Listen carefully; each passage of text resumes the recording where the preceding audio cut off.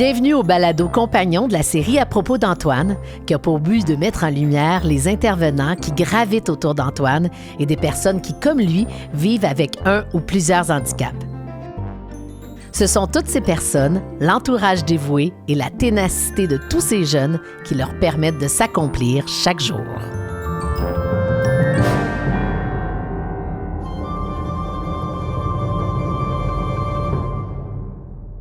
Alors, aujourd'hui, on reçoit la scénariste Kathleen Rouleau, qui joue aussi son premier grand rôle dans une série, mais surtout son propre rôle, celle de belle-maman d'Antoine. Alors, vraiment, tu portes plusieurs chapeaux dans cette production-là, mais j'ai presque envie de te demander, c'est lequel chapeau que tu aimes le mieux? Belle-maman, comédienne, auteure. Mais c'est chiant de mettre belle-maman là-dedans, parce que si je réponds pas ça, je suis comme une sans-cœur. Mais, écoute, je les aime tous. Puis je te dirais que auteur, c'est assez nouveau. C'est ma première série. Puis pendant le tournage, j'avais tendance à beaucoup mettre mon chapeau d'auteur, même si j'étais dans la portion comédienne. Je voulais m'assurer que...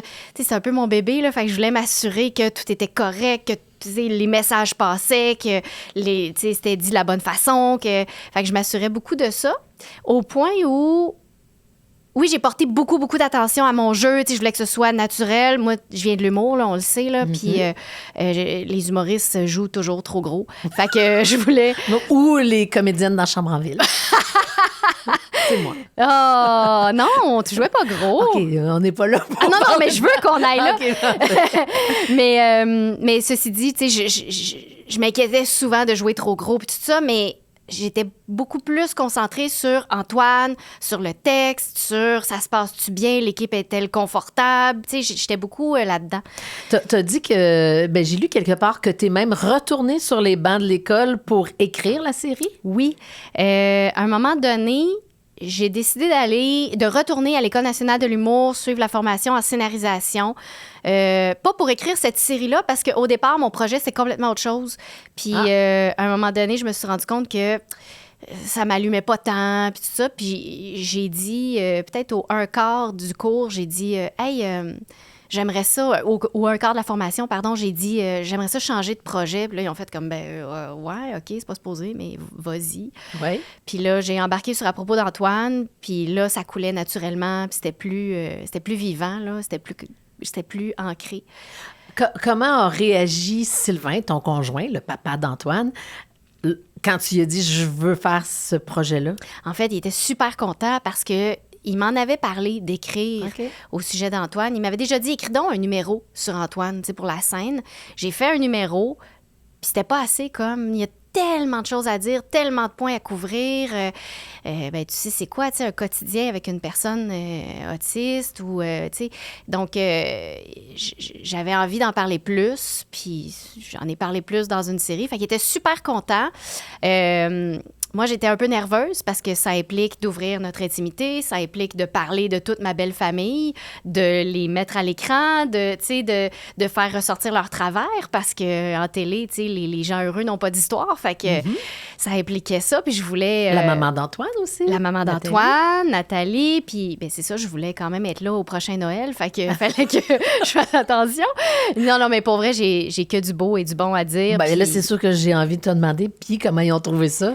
Tout le monde a bien réagi, je te dirais, puis je préparais le terrain aussi. Es-tu correct avec ça? Est-ce que tu as un malaise? Est-ce que je dire ça? Ou, donc, est-ce que je dire ça? Hein, cette belle phrase. Donc, je pense que ça s'est bien passé. À date, je suis encore invitée à Noël. Puis en plus, vous tournez une deuxième série. Puis on tourne une deuxième saison. Fait que je suis vraiment, vraiment contente. Mais tu sais, aussi avec Nathalie, on a une super relation, là. On a cette je vais dire cette chance-là, mais c'est nous qui l'avons créée, là, aussi, là. Mais on a vraiment réussi à créer une super belle bulle familiale. Notre famille 2.0, comme on l'appelle. Puis elle pourra t'en parler plus, là, mais on est vraiment heureux. T'sais, on part en voyage ensemble. Et je pense que c'est vraiment la clé de tout le bonheur d'Antoine. Puis je le vis aussi avec le papa de Benjamin. On n'est plus ensemble, mais on continue à travailler ensemble, à faire des projets ensemble. Puis souvent, les gens, c'est ce qu'ils nous disent. Hein? C'est comme, j'aimerais tellement ça, pouvoir vivre la même chose, mais tu sais, c'est pas tant facile. C'est pas évident, ça prend quelques années, puis c'est pas tant au niveau des conjoints que votre histoire. Tu sais, faut mettre l'histoire, faut arriver à compartimenter l'histoire qu'on a vécue ensemble pour arriver à en créer une autre, d'une autre façon. Mais c'est sûr que ce qui rallie tout le monde, l'ancrage, c'est Antoine. Clairement. Est-ce que tu lui as demandé la permission? Antoine, ouais. On lui a beaucoup dit, bien, c'est sûr que, tu sais, même si je lui demande, il sortira pas grand-chose, il me dira pas oui ou Bien non. Sûr, mais on lui a beaucoup parlé de ça, on lui a beaucoup dit, hey, Antoine, tu vas jouer à la télévision, on va aller on va aller devant les caméras. On lui en a parlé beaucoup. On s'inquiétait de savoir s'il allait aimer ça, s'il allait être confortable, s'il allait être bien, si, tu sais, tout ça, là, les inquiétudes. C'est quand même une équipe de quoi, 70 personnes. Oui, c'est ça, c'est une grosse équipe. Puis c'était une première pour Antoine, mais on l'a dit, on l'a répété avec Antoine, comme avec n'importe qui dans le fond. C'est juste qu'avec Antoine, on n'a pas tant de retour verbal, mais il faut essayer les choses pour savoir s'il aime ça ou pas. Puis nous, on est les mieux placés, pour savoir s'il est confortable, s'il est bien, s'il est à l'aise. Puis force est d'admettre qu'il a aimé ça parce que les signaux qu'on avait de lui, c'était juste du bon, là. Je pense même que son neurologue a dit que ça avait même eu des effets bénéfiques. Oui, sur sa santé, on a remarqué une diminution de ses crises d'épilepsie. Il était tellement stimulé par les caméras, par les preneurs de son, par tout le monde autour de lui. Antoine, c'est un enfant qui aime être entouré. Fait que les gens autour de lui, le mouvement, tout ça. Donc, il était tellement stimulé. Le soir, il dormait comme une bûche. 0 crise pendant la nuit, alors qu'à ce moment-là, il en faisait quand même pas mal. Puis même le jour, une diminution quand même remarquable là, de ces crises. Fait que comment ça fonctionnait? Parce que tu parles de crise, puis quand on a vu la série, on comprend tout de suite que c'est quotidien. Là. Ouais. Fait que de quelle façon on peut faire une émission, faire une série tout en ayant Antoine qui est dans sa vraie maison. Il y a quand même toi qui est son pilier. Ouais. Évidemment, j'imagine son papa, Nathalie, tout ça devait être pas loin aussi. Alors, comment ça fonctionnait? Bien, Nathalie et Sylvain étaient là pas mal tous les jours, ou en tout cas un des deux. Mm-hmm. On avait un plan A, plan B, plan C, plan D. Okay. On avait analysé tout ce qui pouvait arriver. On était prêts à toutes les éventualités. On avait une doublure aussi, parce qu'on n'allait quand même pas... on n'allait quand même pas provoquer des crises d'épilepsie pour le bien de la télé. On le voit d'ailleurs dans le documentaire. Exactement. Hein? Donc, Paul Moreau, pour qui je n'ai que de bons mots. Oui, qui a été le coup de cœur de Claude Legault, semble-t-il. Un acteur extraordinaire, jeune, mais tellement, tellement mature, tellement professionnel. On s'entend qu'il a dû beaucoup observer Antoine pour comprendre de quelle façon il bougeait, qu'il réagissait. De le rendre aussi tellement bien, au point où des fois, entre les scènes, j'y flattais les cheveux, tu sais. Puis là, un moment donné, je faisais « Oh mon Dieu, Paul, excuse-moi, c'est toi! » Tu sais, dans ma tête, je le flattais ou j'ai replacé les vêtements, puis des fois, je réalisais que c'était lui. Fait qu'il y a vraiment... Puis, tu sais, je pense qu'il y avait 16 ans ou, autour d'eux. Puis à cet âge-là, de dire... à un moment donné, je me souviens, Nathalie est arrivée, puis elle a dit « Veux-tu que je t'explique un peu, Antoine, tout ça? » Il a fait « Non, c'est à moi de l'observer. » Tu sais, vraiment, cette sensibilité-là de ce professionnel... Ben, c'est ça, tu sais. Fait que, mais bref, c'était pas ça ta question? Ben oui, c'était aussi ça, dans le sens que je voulais savoir comment ça se passait sur le plateau. Fait que tu disais qu'il y avait une doublure parce qu'évidemment, on veut pas... Il y a des moments dans la série où il a une crise d'épilepsie, puis vous vouliez pas provoquer une crise pour les scènes. Non, c'est ça. Mais est-ce qu'il a eu des crises pendant que vous tourniez? Il y en a eu quelques-unes. Pas des crises comme on voit là, dans la série, mais il y a eu... Tu sais, Antoine, il fait toutes les sortes de crises. Donc, il fait des crises qui sont plus frontales. Des absences, des crises où il se prend comme ça, puis il crie comme s'il voyait le diable. Il fait vraiment toutes sortes de crises. Puis, pendant la série, c'est arrivé à quelques reprises, pas souvent, mais quelques reprises où on l'a peut-être sorti de la scène pour aller, tu sais, justement, le décompresser. C'est vraiment le bon mot, merci. Puis, il y a une fois où ça a donné comme pas, tu sais, c'est arrivé à un moment où... puis ça a été tellement beau parce que Pods l'a vu de loin. Pods, le réalisateur. Oui, puis Claude Legault a vu ça aussi. Le comédien. Le comédien. Micheline, la maman. Oui. La fausse maman. C'est ça. Puis tout le monde, sans dire un mot, est venu se placer autour d'Antoine pour créer une sorte de mur parce qu'on avait 80 figurants. Puis tout le monde est venu faire une sorte de mur autour d'Antoine qui était comme en absence. Tu sais, c'était pas une crise majeure, c'était pas une crise importante. Puis on a fini par réussir à le sortir, là, mais ils sont venus vraiment se mettre autour de lui en silence puis attendre que ça passe un peu le temps qu'on puisse... Mais parlons-en des acteurs, parce que toi, quelque part, je veux pas rien t'enlever, mais c'est quand même ton quotidien. Ouais. Tu as déjà une relation avec Antoine. Oui. Tu sais comment agir, tu sais comment le toucher, comment le regarder, lui parler.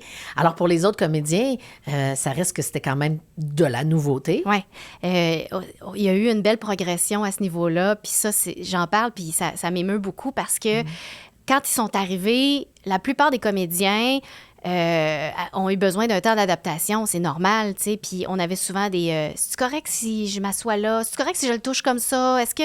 Oh mon Dieu, je sais pas trop, tu sais. Puis on sentait pas un inconfort, mais une inquiétude du bien-être d'Antoine, tu sais, de pas entrer trop dans sa bulle, de pas le brusquer. Puis à la fin, écoute, on avait des offrandes, là. Les gens venaient nous voir, donner des cadeaux pour Antoine. « Salut, Antoine! » Puis, tu sais, graduellement, même l'équipe technique, tout ça, graduellement, tout le monde a comme compris que y a, naturellement, c'est un peu le même contact qu'avec n'importe qui, tu sais. C'est sûr qu'il y a des personnes en situation d'autisme qui réagissent plus fortement au contact, mais pas Antoine, tu sais. Fait que...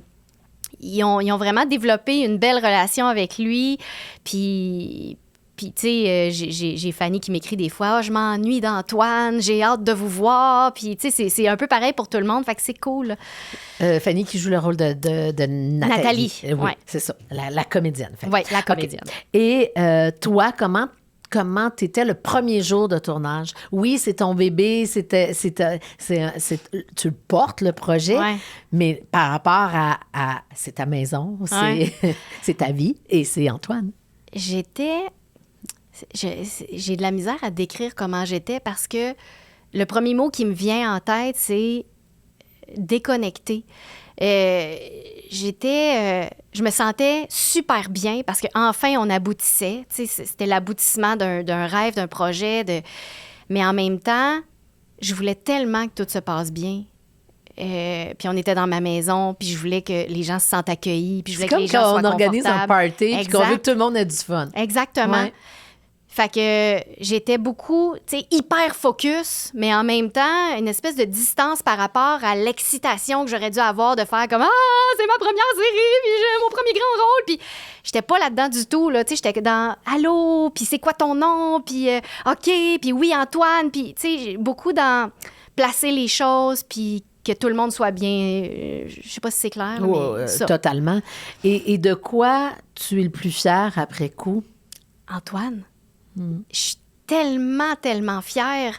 Tu sais qu'on est nommé aux Gémeaux, puis quand on est allé au dévoilement des nominations, puis qu'ils ont nommé Antoine, j'ai cassé en deux et je n'ai pas été capable de parler à qui que ce soit. J'ai pleuré. Je pleurais, je pouvais plus... Il n'y avait rien à faire, là. Ils ont nommé Antoine et pour moi, c'était tellement significatif, tu sais, de dire « Oui, Antoine, tu peux. Oui, Antoine, tu vas le faire. » Puis, tu sais, parce qu'on le dit souvent en entrevue, Antoine il se fait toujours dire non dans la vie, tu sais. Il marchera pas, ouais, il parlera pas, ouais, tu sais, ça va être difficile. Puis quand on constate de où on est parti avec ce projet-là, tu sais, qu'au début, il y avait des questionnements. Est-ce que, ouais, Antoine, on n'est pas sûr, tu sais, il n'y aurait pas un comédien qui pourrait jouer son rôle. Puis non, on veut que ce soit lui. Puis ça a été lui, puis il l'a bien fait, Puis là, il est nommé, puis, tu sais, on dirait que c'est que des victoires. Puis avec Antoine, chaque victoire, c'est le Mont Everest. Fait que c'est vraiment de ça dont je suis le plus fière. C'est qu'on ait réussi à le porter socialement. On a réussi à le porter puis à l'amener là. Puis j'imagine que ça te rejoint parce que, tu sais, je vois le trajet de Benjamin. Il y a quelque chose de tellement émouvant dans tout ça, de tellement... C'est comme si on s'oubliait à travers ça, puis on fait aïe aïe, wow, tu sais, en tout cas. Bien, quand j'ai su que Benjamin était autiste, je suis allée manger avec une autre maman que j'avais entendue, parce qu'on ne parlait pas, tu sais, Benjamin a 22 ans, là, fait qu'on parlait pas beaucoup d'autisme à cette époque-là. J'avais pas beaucoup de références. Puis je suis allée manger avec une maman dont j'avais la connaissance que son fils était autiste. Puis elle m'a dit, elle était très souriante, très apaisante. Puis elle a dit, tu sais, c'est tout de suite un énorme deuil de l'enfant que tu t'étais imaginé avoir. Ouais. Mais elle m'a dit exactement la même chose. Après ça, ce ne sont que des victoires. Et même encore aujourd'hui, à son âge, je vis pratiquement à chaque mois des victoires. L'année passée, il s'est fait une blonde. Mais ça, j'ai vu ça, moi, il y a une semaine. J'ai vu des photos, puis j'ai fait « Ah, mais mon dos! » J'étais tellement fière et heureuse pour lui, pour vous autres, c'est incroyable, c'est le fun. On ne sait pas c'est quoi les prochaines étapes. Évidemment, le futur, c'est de savoir où il va habiter, parce que là, présentement, il est chez papa, chez maman. Mais donc, il y a tout ça à installer pour le futur. Vous autres, le futur d'Antoine, vous le voyez comment? On le voit au jour le jour. Le futur d'Antoine, on essaie de le prévoir, on essaie, tu sais, mon chum est beaucoup dans... on le sent dans la série. Oui. Puis c'est presque là qu'il craque aussi. Oui. Ça va y prendre quoi? Ça va y prendre qui? Le futur d'Antoine, c'est sûr qu'on se questionne le jour où on sera plus là, qui va en prendre soin? Est-ce qu'ils vont bien en prendre soin? On ne sait pas. Heureusement, il y a des organismes de plus en plus qui se mettent en place. Il y a encore une grande discussion à y avoir à ce niveau-là. Une personne comme Antoine, après 21 ans, l'école s'arrête. Quoique, à Québec, là, où il va, ils ont étiré jusqu'à 25 ans, puis c'est super. Mais moi, je dis souvent, tu sais, Antoine, il n'ira pas nécessairement travailler de 9 à 5 toute sa vie, puis sa vie sociale va s'arrêter après l'école. La stimulation. La stimulation, la vie sociale, tout ça. Puis moi, je dis souvent, ça prendrait une école comme... Je vais dire quelque chose de gros, là, de fort, mais une école toute la vie, tu comprends? Jusqu'à la retraite, parce que ces enfants-là, c'est pas le travail qui va les soutenir, c'est ça. C'est un endroit où ils vont aller, où ils vont continuer d'évoluer, où ils vont continuer d'être en contact avec des gens qui les comprennent, puis des gens autres que papa, maman. Imagine à quel point ça doit être dur pour un enfant d'être surveillé 24/7 par son père et sa mère. Tu sais, nous, on dort avec une caméra. Et vice-versa. Et vice-versa. Donc, ça prend des écoles à long terme. Puis pas parce qu'on veut pas les avoir, parce que pour leur bien-être mental, leur bien-être social, ça prend tout ça. La liberté, sentir qu'on a une place. Puis c'est vrai qu'en ayant participé à la série... en ayant eu une job, je peux comprendre que, sans vraiment le dire, là, mais il s'est senti comme « Wow, je fais partie d'une équipe. » C'est ça. C'est sûr qu'il l'a ressenti. Probablement, 100% sûr. Oui. Puis tu sais, on le voyait dans sa façon de son rapport à la caméra. Tu sais, il arrivait, lui, sur le plateau, là, puis il avait besoin de son petit moment d'adaptation. Puis, tu sais, des fois, il était coquin, même, à un moment donné... il faisait exprès comme de se tourner dos à la caméra, mais il riait, tu sais, il avait du fun, lui, là. Puis Pods, il a comme joué un tour, il a fait placer une caméra de l'autre bord, puis il a dit à son... Je me souviens plus, là, le DOP, je pense, il a dit c'est cette caméra-là qui roule, hein? T'sais, il a dit ça devant Antoine, puis on sait pas qu'est-ce qu'il a capté, mais on sait qu'Antoine a continué de faire puis à se tourner vers la caméra qui roulait vraiment. Donc, tu sais, c'est ça, tu sais, il y a cette petite magie-là.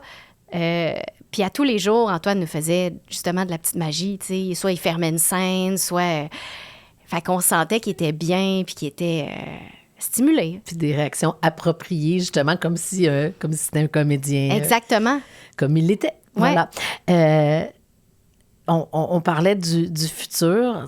Moi, j'ai eu d'autres enfants après. Gabriel, 13 ans, Florence, 8 ans. Puis je fais toujours des blagues. Je fais, toi, Gabriel, tu vas t'occuper de son aspect financier. Tu vas t'assurer que ça va bien. Puis que, bon, toi, Florence, ben, tu iras voir de temps en temps s'il y a besoin de se faire couper les cheveux, puis nettoyer ses trucs. Puis là, le papa de Benjamin a eu un autre enfant. Puis je me dis, bon, ben, tous ensemble, on devient des espèces de coussins pour le futur, pour notre enfant. La même chose pour vous? Il y a deux autres... Il y a un frère et il y a une sœur. Hein? Oui. Antoine a son frère Charles. Puis je suis toujours un peu triste parce que... parce qu'avec le projet à propos d'Antoine, c'est sûr, on parle énormément d'Antoine. Mais Charles, il y a tellement de choses à dire sur cet enfant-là qui est merveilleux. C'est exactement là où je voulais que tu ailles parce qu'on le voit dans le documentaire. Puis moi, en tant que maman, c'est le bout où j'ai craqué. Ouais. Parce que pour moi, la fratrie, puis qu'ils apprennent le don de soi, puis en tout cas, s'ils ont juste appris ça, mes enfants, je vais être la maman la plus fière au monde. Ouais. Mais ce petit garçon-là, qui est grand maintenant, Ouais. il est merveilleux. Oui. Charles, c'est un enfant qui a une âme de 208 ans. Ouais. Depuis, tu sais, moi, je le connais depuis qu'il a 5 ans, là, puis tout jeune, tu sais, à un moment donné, à l'âge, je pense qu'il avait 8 ou 9 ans, il a dit à son père, tu sais, papa, quand vous serez plus là, c'est moi qui vais s'occuper d'Antoine. Fou. Mais qu'il y ait cette réflexion-là, à cet âge-là. Puis je me souviens, à un moment donné, Nathalie a amené les deux se faire masser. OK. Elle avait pris un massage pour eux 3. Ouais. Puis ils ont massé Antoine, bon, Charles, tout ça. Puis à un moment donné, elle est allée se faire masser. Puis Charles est resté juste dans la salle à côté. Puis elle avait dit, tu sais, s'il y a quoi que ce soit, appelle-moi. Ouais. Puis... et là, je raconte quelque chose d'assez intime, mais c'est pour donner une idée de la maturité de Charles, qui avait, je crois, 9 ans à l'époque. Antoine n'a pas acquis la propreté, donc il est en protection. Oui. Et à un moment donné, Antoine a besoin d'aller à la toilette et utilise sa protection, mais une grosse job. Mm-hmm. Et Charles, 9 ans, décide de changer son frère. Puis sans en parler à personne, et il n'a jamais fait ça. Mais il s'est dit, maman est en train de se faire masser, donc il prend Antoine et il le change. Et il n'a jamais fait ça de sa vie. Donc, Charles, c'est un enfant résilient, c'est un enfant brillant, mais brillant, comme je n'en ai jamais vu, là. Et c'est un enfant qui a une grande sensibilité émotive. J'ai jamais senti qu'il reprochait à ses parents de manquer d'attention. On le voit bien, oui. J'ai jamais senti qu'il se sentait mis de côté ou... puis en même temps, même s'il a été mis de côté... Par la force des choses, des fois, là, c'est pas le temps, Charles, Antoine est en crise. Oui. C'est déjà arrivé, ça. Mais jamais un mot plus haut que l'autre. T'sais. Charles fait ses affaires, puis Charles évolue de son côté, puis on est là aussi, là. On fait très... Puis les 4 parents, on se parle, là, souvent. Faudrait penser à ça pour Charles, puis Charles fait ça en fin de semaine, faut y aller, puis... on essaye au plus haut point de rester présent, mais forcément... on est plus souvent autour d'Antoine, tu sais. Puis Charles, ben c'est ça. C'est l'enfant qui capte tout, puis qui réfléchit comme un adulte, puis qui est là, tu sais. Dans un échange avec des mamans, un jour, tu sais, j'ai dit ça, que j'étais contente d'avoir d'autres enfants qui seraient peut-être là pour le futur. Puis je faisais des blagues. J'étais là comme... Je leur dis, vous vous occuperez de Benjamin. Puis là, il y a une maman qui a levé la main puis qui a dit, ben moi, ma sœur, elle est handicapée. Et pour moi, ça a été très lourd. Ça a été très, très lourd à porter. Puis il a fallu que je dise à un moment donné, mais maintenant, j'ai ma vie, j'ai mes enfants, j'ai mon chose. J'ai elle dit, je me sens coupable là, de dire ça, là, mais elle dit, j'ai pas le temps. Puis elle dit, c'est lourd sur mes épaules parce que je vois ma mère qui vieillit. Puis là, je sens que c'est mon tour qui s'en vient. Puis elle dit, je l'ai pas demandé. Puis là, je me suis sentie un peu coupable parce que là, moi, je faisais des petites jokes puis tout ça. Puis là, je me sentis coupable. Mais tu sais, c'est vrai qu'en même temps, c'est pas leur... c'est pas leur job. C'est pas leur job. Non, puis on y réfléchit souvent à ça. Puis ça a toujours été le discours chez nous de dire, Charles, on va jamais lui demander ça. Tu sais, on va pas...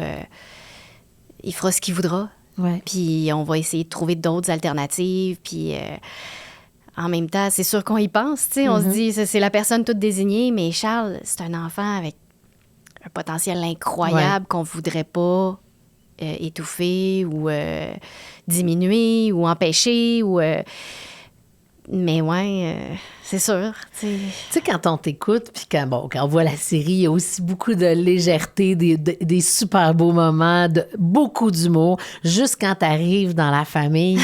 À quel point t'avais, dans la vraie vie, là, à quel point t'avais eu, j'allais dire en chinois, des warnings de ce que t'allais vivre? Écoute, je pense que dans la vie, je suis une personne, je vais dire... gentiment, là, avec beaucoup de naïveté. Oui. je suis rentrée là-dedans. Tu sais, je savais que Sylvain avait un enfant handicapé. Je savais qu'il faisait des crises d'épilepsie, tout ça. Puis, j'avais comme pas pris ça pour le mettre là. Tu comprends? Ouais. Je sais pas si c'est clair, là, mais dans ma tête, j'aimais Sylvain, puis ça allait de soi. Puis, ça coulait de source. Combiné à une famille, j'imagine là, qu'il y a plein de caractères grossis fois 1000 pour... Mais peut-être pas... Bon, comme une bonne famille québécoise, il y a aussi toute cette famille atypique qui met beaucoup de couleurs aussi dans la série. Ouais. Mais ça aussi, ça ajoute une couche. Oui, vraiment. Ben moi, c'est... Vraiment, puis je pense que c'est vraiment ça que j'avais besoin dans la vie, là. Parce que, force est d'admettre que je suis bien là-dedans. Ouais. Mais effectivement, je suis tombée dans un bain d'eau glacée, là. Je suis arrivée là, moi, puis à un moment donné, en plus, je l'ai déjà dit à Marina dans un autre podcast, j'ai dit... Tu sais, moi, à un moment donné, je commence à sortir avec Sylvain, puis moi, j'habite à Mascouche à l'époque, puis... Québec. Et une fin de semaine sur 2, je vais là, puis on se voit, il vient chez nous, tout ça. Puis à un moment donné, je m'en vais là une fin de semaine, puis on a les enfants, puis là, le dimanche, je commence à penser à pacter mon stock, puis à me retourner à Mascouche. Ouais. Puis là, je fais, on va retourner. Puis là, Sylvain, il fait, non, on a les enfants une semaine sur 2 maintenant, tu savais pas? Là, je fais, hein? Et ça a été ça, tu sais. Puis mon chum, c'est pas de la mauvaise volonté, c'est pas de la mauvaise foi. Il est tellement dans sa tête, puis il gère tellement d'affaires. Puis Au téléphone. Mm-hmm. Puis ça a été comme ça que j'ai appris qu'une semaine sur 2, maintenant, j'étais à Québec, tu sais. Puis j'aurais pu dire non, j'aurais pu faire comme, excuse-moi, non. Non. Mais ça a été ça, tu sais. Puis quand t'aimes quelqu'un, ben tu fais pas du cherry picking, tu sais. Je comprends quand t'aimes quelqu'un, mais puis je comprends que tous ces gens c'est un beau coup de cœur, mais ça reste que j'ai rarement vu quelqu'un arriver et s'impliquer autant. C'est comme si t'es arrivé dans la vie d'autre. Je suis complètement extérieure, là. Je suis qui, moi, pour dire ça, là? Mais c'est comme si t'avais été déposé là, puis qu'il fallait que tu sois là. Il faudrait que... Je sais pas. Mais t'as l'air, en tout cas du moins dans la série puis de ce que j'ai vu, t'as l'air à ta place, en pleine possession de tes moyens. T'as pas l'air désarçonné. C'est comme si tout ça était tout à fait normal. Ouais, peut-être, je sais pas. C'est arrivé tellement vite. Mais quelqu'un serait parti? Ouais, quelqu'un d'autre? Je comprends ce que tu veux dire. Je te dirais que de fil en aiguille, tu sais, à un moment donné, on passe une fin de semaine ensemble, puis à un moment donné, exactement comme dans la série, là, à un moment donné, Antoine, faut le changer, puis mon chum est au téléphone, puis là, je fais, il va pas rester de même, tu sais, fait que je le change, puis à un moment donné, faudrait qu'il se couche, puis je vais lui donner son bain, puis, tu sais, fait que ça a été de fil en aiguille, puis à un moment donné, c'est devenu juste un quotidien. Fait que je te dis pas que ça a été facile, Je te dis pas que des soirs, je remettais... je me remettais en question. Je te dis pas que j'ai pas réfléchi à tout ça, jamais. Mais je les aime, tu sais. Fait que c'est ça. Ça va être ça. À quel point, parce que dans la série, on voit aussi que tu te démènes beaucoup d'un côté pour ta carrière. Ça, je sens que c'est un petit peu romancé. mais à quel point aussi, quand tu rentres dans le tourbillon, tout ça aussi peut prendre un peu le clos. Ah, mais ça a été drastique. Premièrement, et on va passer vite là-dessus, là, mais moi, je quittais quelqu'un du milieu pour m'en aller avec un producteur. Fait que déjà là, ma cote de popularité a un peu diminué. Et un peu est un petit mot, là. Et après ça, ben, je suis déménagée à Québec. Je suis disparue de la carte, là. Donc, romancer, mais pas tant. Je me suis démenée pour ma carrière. Puis tout ça a pris le clos parce que, oui, je me suis donnée à fond dans la famille. Puis j'avais aussi une remise en question à faire. Fallait que je me repositionne. Puis j'avais plus envie... Je savais plus ce que j'avais envie de dire, en fait. Tu sais, il fallait que je me recadre. Puis après ça, je saurais, tu sais. Puis c'est par à propos d'Antoine que c'est arrivé parce que c'était ça mon quotidien. Puis c'était de ça que j'avais envie de parler au final. Puis la mission, tu sais, la mission sociale derrière tout ça, ça m'énergise, ça me porte, ça me fait grandir. J'aime ça. Tu sais, je suis super fière de ce projet-là. Pas parce que je joue dedans. Puis c'est ça que je trouve merveilleux. Parce que j'ai tellement travaillé fort pour enfin avoir une carrière, puis tu sais, enfin jouer puis vivre de mon art. Mais c'est même pas ça qui me rend heureuse en ce moment. Tu sais, c'est tout le reste. C'est que Antoine travaille, c'est qu'on en parle, c'est que les gens, quand je marche dans la rue avec Antoine, les gens viennent nous voir puis ils font comme « Salut Antoine », ce qui n'arrivait pas avant. Puis là, ça arrive, puis les gens posent des questions, puis tu sais, ils nous écrivent « Ah, wow, c'est cool, enfin, on se reconnaît à la télé, j'ai un enfant, puis j'ai des témoignages. » Puis moi, je suis hyper touchée de ça. Fait que ça enlève les préjugés. Ouais. Fait que ça, tu le sens quand vous êtes en public. Ouais. Et les commentaires des personnes qui t'écrivent ou que tu croises, qu'est-ce qui revient le plus souvent? Que c'est lumineux. Puis ça me fait plaisir parce que je voulais pas écrire une série larmoyante, je voulais pas écrire une série lourde, puis triste, puis, tu sais, sombre. Puis oui, il y a des côtés sombres, il y en a, comme dans la vie, mais je voulais que ce soit lumineux. Puis quand j'ai commencé à écrire avec Benoît Pelletier, qui est mon script éditeur, qui est formidable, et qui était mon prof à l'école... Ah oui, hein? Ouais. J'ai dit, on va écrire, puis on va mettre de l'émotion, mais jamais au dépend de l'humour. Puis je veux que l'humour soit super présent, parce qu'il y en a de l'humour. Est-ce qu'il y a une place dans ton quotidien, dans ta vie, dans ce que vous vivez, où t'es pas allé, que tu voulais pas montrer ou que tu disais ça nous appartient, puis je vais pas là? Moi, j'étais très réticente à montrer les crises à l'écran.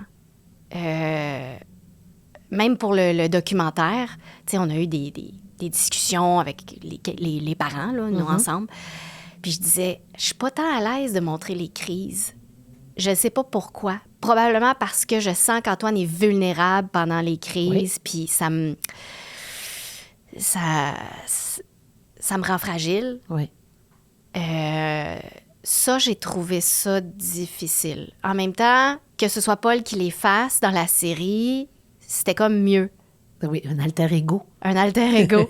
Parce que c'était pas vrai. Parce que, tu sais, puis là, j'étais à l'aise de montrer les crises. Mais je disais, s'il arrive une crise, on coupe les caméras. Tu sais, pour moi, c'était ça, là. Alors que papa-maman? Papa-maman, à un certain niveau, était à l'aise parce qu'il disait, faut le montrer pour que les gens puissent comprendre, puis que... Puis c'est pas une question de pas faire attention à la vulnérabilité ou à la dignité, parce que s'il y a des gens qui font attention à sa dignité et à sa vulnérabilité, c'est eux autres, là. Oui. Mais... Je peux comprendre. Ouais. Mais il disait que si ça arrivait, mettons, une crise d'absence ou, tu sais, c'était pas la fin du monde, puis on allait pouvoir avoir un aperçu, puis on allait pouvoir mieux comprendre. Puis toutes sortes d'autres d'autres... Réalité. Ben oui, mais toutes sortes d'autres points pertinents là, que j'arrive pas à nommer, là, tu sais, d'autres arguments. OK. Mais ouais. Là-dessus, moi, j'étais plus fragile. Je peux comprendre. Là, il y a une saison 2. Saison 2. C'est annoncé. C'est même tellement annoncé que vous allez tourner sous peu. Ouais. Peut-être même qu'au moment où on se parle... On tourne. On tourne. Où tu vas aller? Comment on peut aller plus loin? Ah, mais on peut y aller plus loin, ouais. On va aller plus loin dans le questionnement par rapport au futur. On va aller plus loin dans la maladie. On va creuser ça un peu parce que c'est tellement complexe. Tu sais, souvent, on se fait demander, Antoine, tu as une espérance de vie? Tu sais, puis... As-tu une réponse? On n'a pas tant de réponses. La réponse qu'on a, c'est que peut-être pas la même espérance de vie que la majorité des gens. Mais dans le temps, on ne sait pas. Tu sais, c'est-tu demain, c'est-tu dans un mois, c'est-tu dans un an, c'est-tu dans 40 ans, on ne sait pas. Mais on sait qu'il n'y a pas la même espérance de vie que tout le monde. Est-ce que ça... c'est pas l'autisme, c'est pas... C'est l'épilepsie. L'épilepsie. Ouais. À moins de trouver une façon de vraiment contenir, à moins que son cerveau, tu sais, des fois avec la puberté, ce qui nous explique, c'est que des fois la puberté fait en sorte que le cerveau change, évolue, puis ça finit par se résorber. Maintenant, Antoine, c'est une épilepsie tellement importante que ça se résorbera peut-être jamais complètement, mais ça pourrait se calmer. Tu pourras en parler avec le docteur, son neurologue. Assurément, mais mon chum est épileptique, puis il dit toujours, si vous preniez la moitié des médicaments que je prends, vous seriez... Puis ça, vous le dites dans la série, puis j'ai fait, même discours, même place. C'est des médicaments qui assomment, ou en tout cas, c'est dans le documentaire, c'est des médicaments qui assomment, puis lui, il est toujours là, il est quand même... Mais écoute, je me souviens, quand il était plus jeune, on l'injectait, tu sais, son injection intrarectale qu'on lui donne quand il y a une crise forte, il tombait. Ouais. Il tombait. Il dormait, puis longtemps. C'est ça. Et maintenant, ça y prend non seulement cette injection-là, mais ça lui en prend une autre, plus toute sa médication.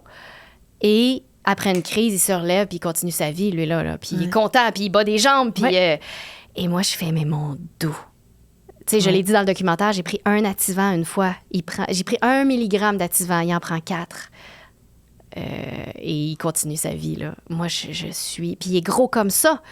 Il pèse 90 livres, là, même pas 90 livres. Là. Puis je suis flabbergastée à quel point le corps assimile puis devient armé contre ça, tu sais. Fascinant. Alors, Antoine va jouer dans la 2e série, évidemment. Est-ce qu'après ça, on peut penser qu'il pourrait être dans une série 3? Tu sais, quand... Je pense qu'on va s'arrêter là.